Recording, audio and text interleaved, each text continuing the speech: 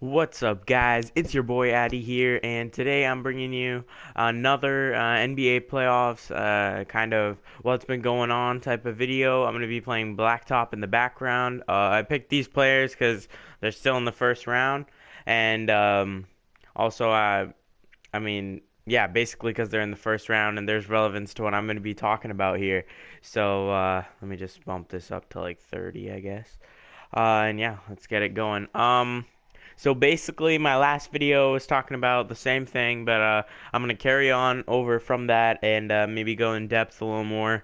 Um, so the playoffs. I mean, the first round, Westbrook and the Thunder just got eliminated yesterday night. I was watching that game. I was pretty disappointed in the Thunder. They need help. Westbrook needs help, and I don't know what that organization is, or who they're looking towards this offseason. I think Blake Griffin was in the talks. I think Blake Griffin's a great option for them, but I'd still look for some shooters because they're really lacking in that department. I mean, Westbrook needs help. I mean, the triple doubles he's putting up those with the fact that those players can't shoot on his team is pretty tremendous, and I respect him a lot for that. I really wanted the Thunder to win yesterday because I mean I thought the series would be more interesting, uh, and it should like go more forward. I mean it was still pretty interesting, but the first few games that the Rockets took were not as interesting, and I wanted the Thunder to go a little more deeper in the playoffs just because how well Westbrook was playing, and he deserved his teammates to step up.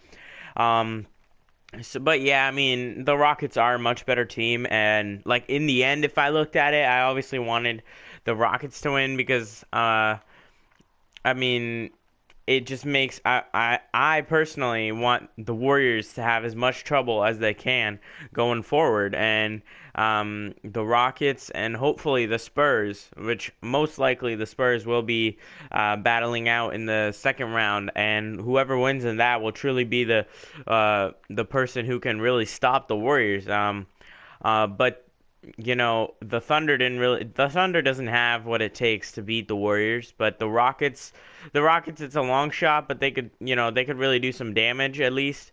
Um and again, the Spurs won their game back in San Antonio, took a 3-2 lead now. I think that series is over. I mean, I was calling a sweep in the beginning, like when before the playoffs had started, I was calling sweep, but now, I mean, the Memphis played a great 2 games, but I personally think it's over in 6. The Spurs are back to where they are. They slacked off a little bit in the last 2 games, but they came back yesterday and they showed them who's boss. And again, I think that series is done. I don't see a game 7 happening, but even if there's a game 7, somehow the Grizzlies luck out. I still think the Spurs will win because again, not only do I want them to win because they're like my second favorite team, it's because they have they have a chance to beat the Warriors. Basically, I mean they have a great defensive player, Kawhi Leonard. I mean they can really do some damage. LaMarcus Aldridge, Tony Parker, Manu Ginobili bring that veteranness to their team.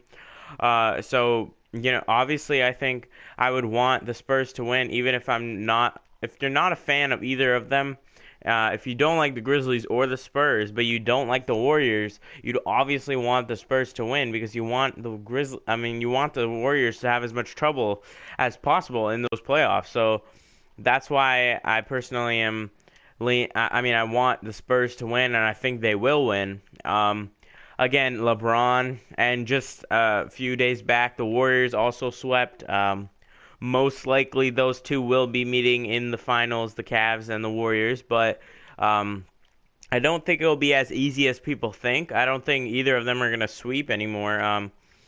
I mean, I think that Toronto's going to beat Milwaukee again in 6 games, and or 7 games. And I think Toronto can do some damage to the Cavs too, really tire them out. Toronto, last year they weren't.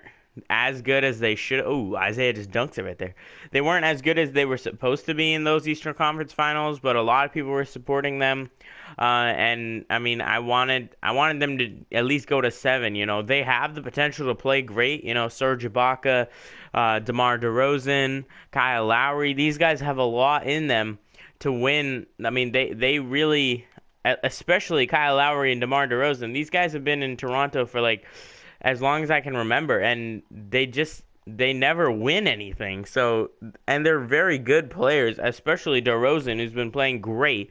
Kyle Lowry should step it up a little bit, but I mean they both played better. But in this last series against Milwaukee, they've both of them have had bad nights, and I mean that's true for a lot of players. But if they want to go deep in the playoffs, both of these guys have to be on top of things. And that takes me to the Wizards-Hawks thing. I mean, that I see going to 7, the Wizards and Hawks. I mean, the Wizards were playing great first 2 games, but then they lost their momentum. They lost their, their wizardsness, I guess. It's not a word, but they just stopped playing like, I mean, the supporting role stopped. And I think that's a big issue in a lot of teams, but John Wall and Bradley Beal need help, and the rest of the guys, Otto Porter, I mean, they don't have to score like 40, but they definitely have to be given them a good supporting role. And I think both John Wall and Bradley Beal have been playing amazing, and they just need a little more help down there to. They need a little more help to win the series, and I think in the end the Wizards will win the series just because they have the better team. Obviously, they have the better record, and I think going down the stretch they also have home court advantage, which can be a big thing. And I mean, both teams will be playing whoever wins in the Chicago and Celtics series. So.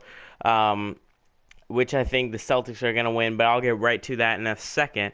I still think that the Wizards will win, and I want John Wall and Bradley Beal to make it further than just first round this year. Eventually I want to see them go to the Eastern Conference Finals, but obviously I'm a Celtics fan, so I want the Celtics to go to Eastern Conference Finals, and nobody's stopping LeBron, so it's going to be LeBron and Celtics in my opinion, but it's kind of unsure between the Hawks and the Wizards who's going to win, but my pick is the Wizards because they have, I mean, even though the Hawks may have a little more experience in Paul Millsap and maybe, I mean, Schroeder's playing great too, but John Wall, he's a great point guard, and enough is enough. He's got to call the shots and just give us some great games down the stretch.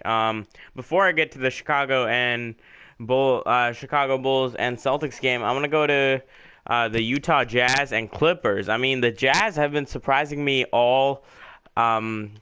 basically all playoffs. I didn't think this series would be as intense as it is. I mean, the Jazz, I expected them to be pretty good, maybe take 1 or 2 games away from the Clippers, but I mean they've got a demanding 3-2 lead. No Blake Griffin. I mean, they're looking back and healthy. I mean, Hayward missed a game because of food poisoning. Rudy Gobert's back. They played great last night and really took control. And I mean, the Jazz have. That's when veteranness comes in help because Joe Johnson's stepping up. He's playing tremendously for the Utah Jazz, and I think his part has been huge alongside Gordon Hayward, who is, he's young, he's propelling into a great player as he knocks down a 3 right there.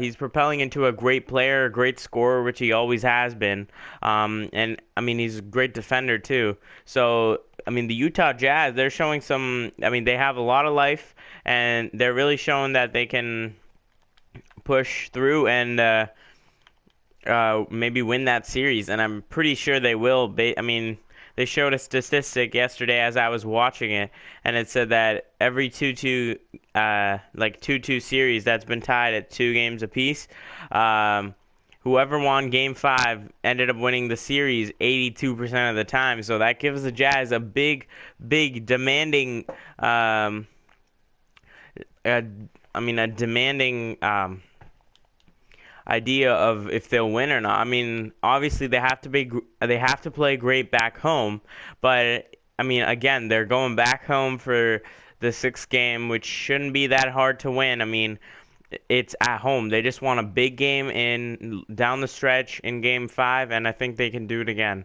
So yeah, moving on to the Celtics Bulls. I mean, this series has been lopsided. I mean, it's I mean, all the road team has won every game, which is insane to me, but it just proves that both teams don't care who's at home and who's not. So it's about basketball, and it's not gonna matter who or where you're playing.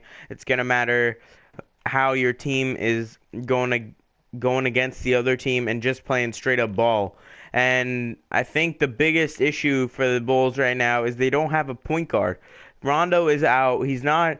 Nobody is running the floor for the Bulls, and that's what's really tough for the Bulls right now. They need a guy who can somehow give them some light on the offensive end, because Rondo's passing was just insane. I mean, he was playing like 2008 Rondo, who was getting like 15 assists a night. I mean, he almost got a triple-double in his last game.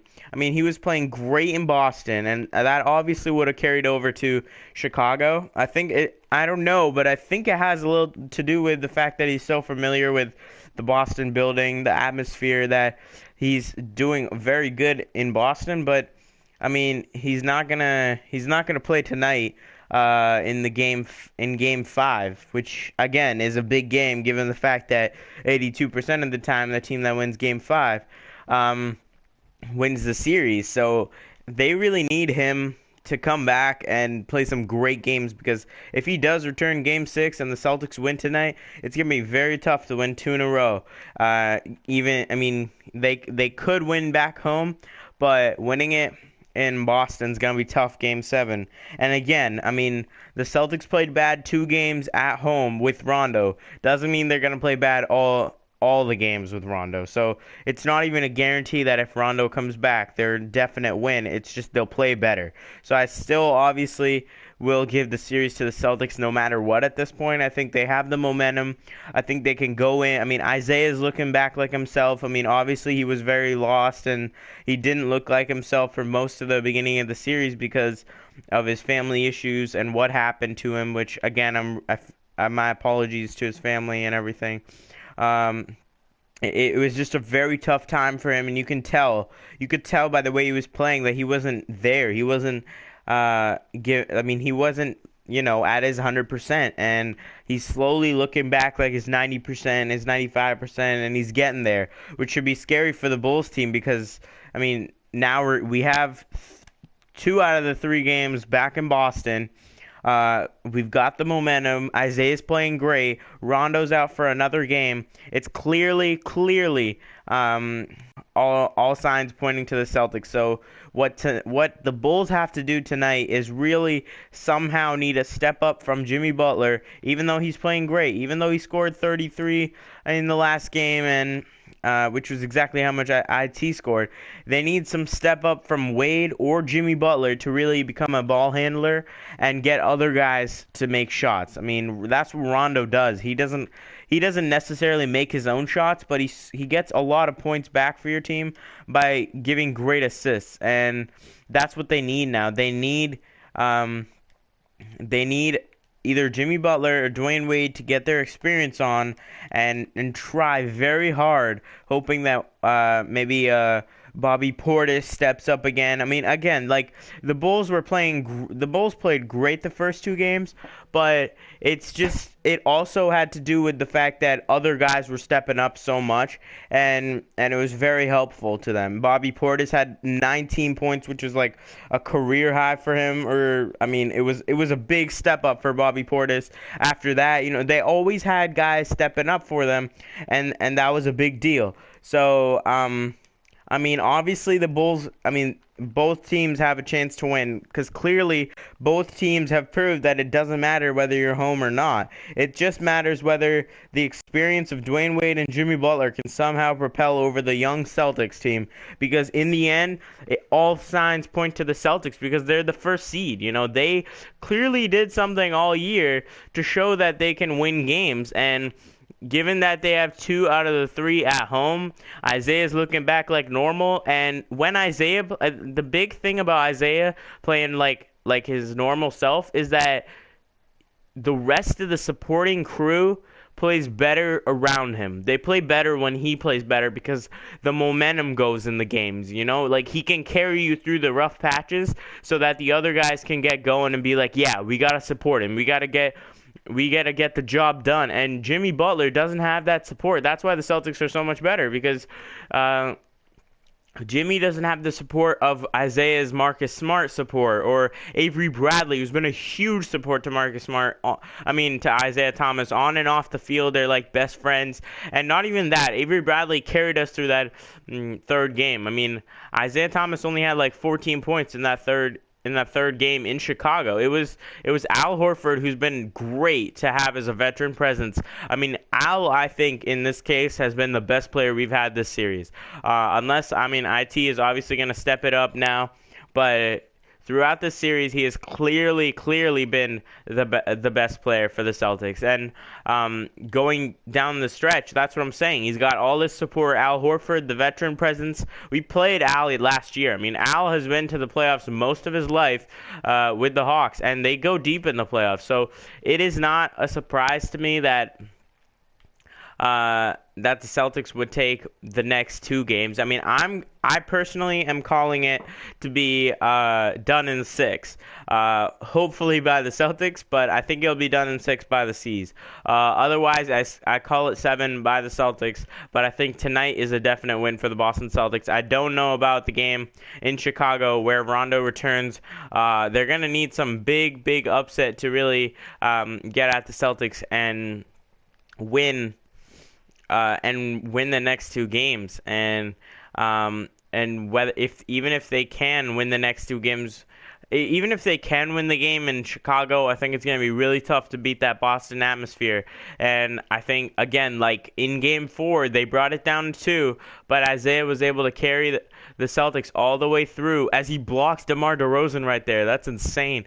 But he was able to carry the Celtics through, and we won. I mean, he was everything for us in that third quarter and in that third and fourth quarter. So that's why we won, and clearly he can be a big player down the stretch. So yeah, guys, this was my full highlights of the first round of the NBA playoffs and everything that's happened. Real quick, I just want to show you guys who scored how much, but this was just my, recap of what's been happening. I did make a video 2 days ago if you want to check that out. But anyway, guys, thanks so much for watching, and peace out.